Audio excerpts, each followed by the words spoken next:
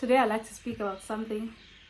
I woke up, I went to sleep, it was on my mind, but I wasn't planning on speaking about it now. And then it's not leaving my mind this morning. It's like I have to let it out. And I don't even know what to call it yet, but we'll see as we go along.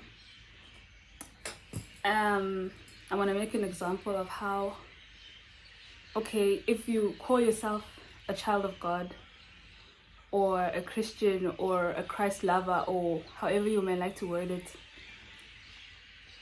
it's like God is saying we cannot be lukewarm Christians in this season, or from this time on forward. We cannot be people pleasers anymore. That is doing more harm than good. I'm gonna make an example of how, like, okay, if you are my friend and you see me walking like this, and you can see that there's a piece of rock, I cannot see it, you can see it, I'm gonna stab my toe or something, I'm gonna hurt myself some way. Or you see me swimming and my eyes are closed, I'm swimming in this river or whatever, and then at the end of it there's a waterfall, I can't see it but you can, and you don't tell me. Instead you just keep cheering me on with, oh, you're swimming so well, Pillow. Hi, you're walking so well. Yes, girl. But you can see this rock, or you can see that waterfall, and you can see that I'm gonna hurt myself, or I could possibly even end up dying from falling in that waterfall. And you don't tell me, but you consider yourself to be my friend. Are you a true friend for real? And I just want to say, yeah, that is the worldly way of living. Letting your friends do whatever as long as they are happy. That's what the world preaches. As long as they're happy, everyone must do whatever they want. As long as they're feeling satisfied at the end of the day, they can sleep or whatever, then it's all good, it's fine. But if you try to warn your friends, you're being a bad friend, you're being a hater. And we were told very good nowadays, good will become evil and evil will become good in a way. And that is what is happening. There is what we call like worldly love versus godly love. And okay, I'm going to refer to the fruit of the Spirit in the Bible. What I've noticed is the fruit of the Spirit is something that almost all of us, every single human being, is constantly chasing. But the dangerous thing is we're chasing it outside of Christ, who is the source of it. For example, I'm just going to mention two things from the fruit of the Spirit, which is love and peace. Ne? Everyone is constantly seeking love and peace. Like, the proof of that is that from, I don't know, whatever age, but umjolo is a pandemic because people are chasing love. But the problem is they're chasing it outside of the source of it, because the original and the source of love is God. It can only be God. It can only be Jesus Christ, who everyone knows. For God so loved the world that he gave his only son and stuff. Everyone knows that. But they don't quote the part with whosoever believed in him. They don't. They just like the part with, okay, God loves us. Well, it's true, God loves us all. But we can't just live anyhow if we want to build a relationship for him. I mean, with him, for real. We cannot. So, the fact that Mjolo is a pandemic, people are constantly chasing love, relationship hopping, looking for a spark. Get this one, oh, the spark is gone, I'm going to seek someone else. That is such childish behavior. And it's childish for the sense that we are being stubborn. We don't want to accept God's love in our hearts. We're choosing to get it from people or outside factors anywhere in the world, but from God, who is the creator and source of it, very from the beginning. So what we're going to get in the world is just a fake version of what God offers. It's a counterfeit, really. And it's so temporary, it doesn't last. You think, oh, just because maybe you're getting all the 5 love languages, hearing the right words, getting all the gifts, acts of service, wada, you're getting the cuddles, you're happy, you're feeling satisfied in that moment. But sometime down the line, it shows, okay, for real, there's no love, Lana. because that person may be doing the exact same thing with other people behind your back too. So Jay, whatever the world offers, anything that you're getting that you feel like is good, but you're getting it outside of God, you're getting it outside of Jesus Christ, is a counterfeit version of that. So it's not real love, it's a counterfeit of love. Peace is another one that I wanted to mention. Everyone wants peace in their lives. Whenever we hear the word world peace, it will be from maybe an article I'm reading about the United Nations, or I know the United Nations is the one I always think of because they're usually preaching world peace or whatever. It's what everyone seeks because really there's so much going on, so much chaos in the world, and each individual has their own chaos also going on in their minds, and we all want individual peace. And then there's also like world peace because there's wars going on and stuff. But whatever you're getting outside of Jesus Christ is a counterfeit version of the real thing. There's godly peace, which is a part of the fruit of the spirit, and then there's worldly peace, which doesn't last at all. Like, countries may seem like they've made peace, like they shake hands or whatever meeting, they sign whatever. Deep down they haven't really made peace, and sometimes it would happen with after they've made that peace or whatever, it comes back later, puts in the war or whatever feud they had, it happens again, because really it wasn't true peace. Anything that you're getting outside of God is not truly what it is. It's fake, and I guarantee that for real. I'm seeing it so much. So anyway, what I'm saying is, if you have worldly love for your friends, you will tell them, my friend, do whatever as long as you are happy, nobody else matters but you. It's selfish love as well. It doesn't consider anyone but that person. Think about the consequences, how you may be affecting other people. Whatever you do, you just like, you're living for yourself. It's all about self. And that corner, those people don't truly love themselves, because love as a whole will only come from God. The first commandment is loving God, and then the second one is loving your neighbor as you love yourself. So it's all in the same line. Love your neighbor as you love yourself. First love God.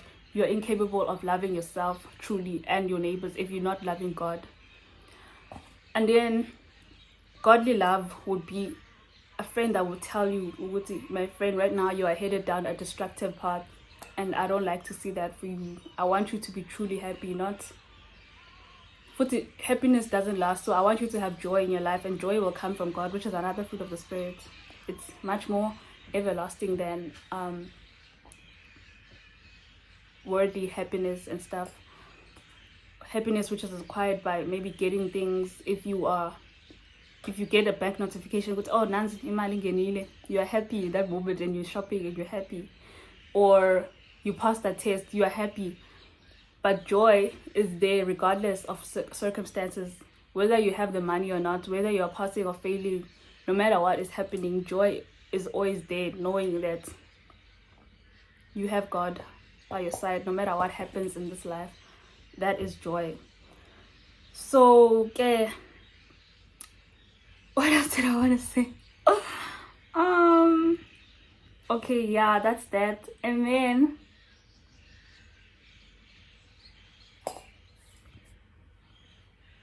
oh yes, I wanted to say that we shouldn't be afraid to speak out. We shouldn't be ashamed of the fact that you love Jesus. And the worst thing is, right now it's even becoming taboo a bit to even mention the name Jesus, because it's like you can speak about everything else, every other belief in this world, but as soon as you mention Jesus, you've offended someone one way or another. And I get why a bit, because in the past a lot of bad things have been done in the name of Christianity. I get that, but it's like now they're preaching freedom of speech, but Jesus is the exception. You cannot mention Jesus. Like, yeah, there's freedom of speech, you can speak about anything else, but if it's gonna be against what they're saying, you are a hater already, but you're just trying to help. And another thing is, people don't like being told what to do, but you've made it to this age, whatever age you're at, because you were being told from a young age what to do. because you couldn't just live on your own. You had to be told, child, this is what you do, wara wara wara. Your parents have been the people in your life, or your family. People were telling you what to do from a young age. Wake up, go to school. And it would hurt. I'm like, winter, I want to take a day off. It's so cold. You're going to stay and do what at home? So they tell you, go to school. You wake up, get dressed, go to school. Fine. And then come back from school, they're told to wash your uniform and stuff, or your clothes or whatever. You're like, oh my word, can I just do this? Like, they tell you to do stuff, you have to do it now. Listen to your parents, right? And then another thing, wash the dishes and stuff, make your bed, clean your room. You're like, it's my room, I want to do whatever I want. Why are you telling me what to do? And we're just being rebels and stuff.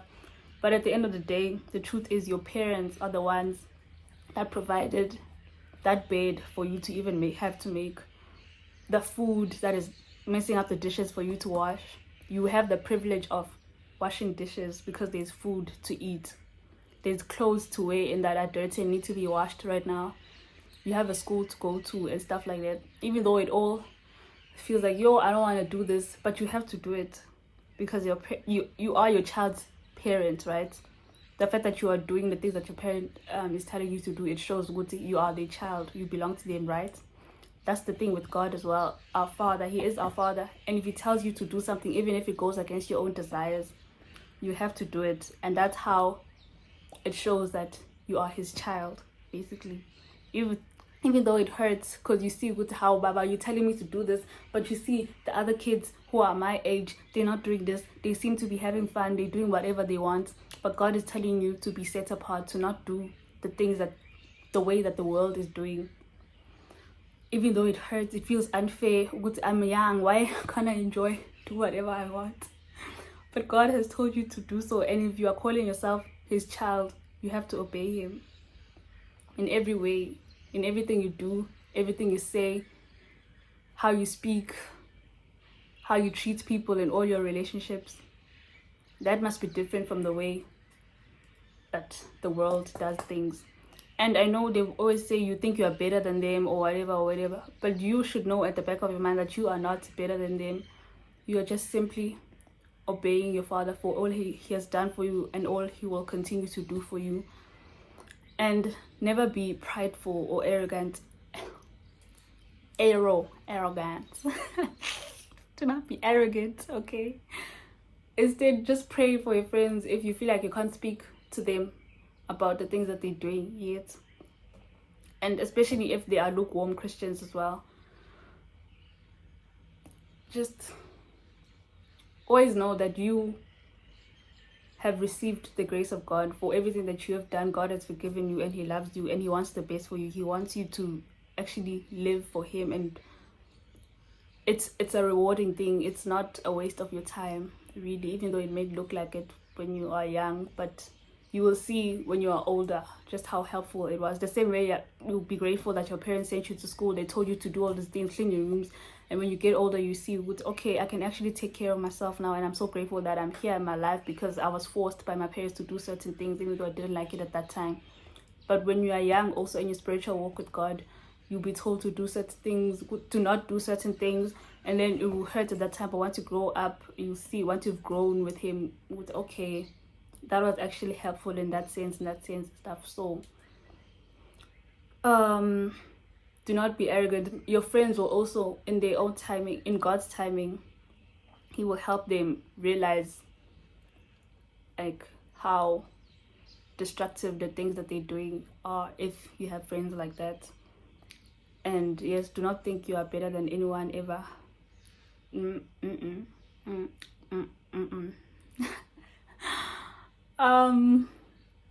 And God can use anyone, really, even the people that you may be judging in your mind with how this person does this, does that. I mean, Moses was a murderer, right? But God used him so much. So just pray for your people. There's a lot going on in this world, and the youth is becoming so blind. Things are being normalized to the point that people cannot tell wrong from right. So yeah, do not be arrogant. Yeah, good morning. Goodbye. Good night whenever you're watching this. Ta-da! Yeah, that's it for now. This topic could go on and on and on and on the whole day. I'm just gonna stop here for now. I think I've said enough. I feel like, yeah, I've laid something out. Shafne.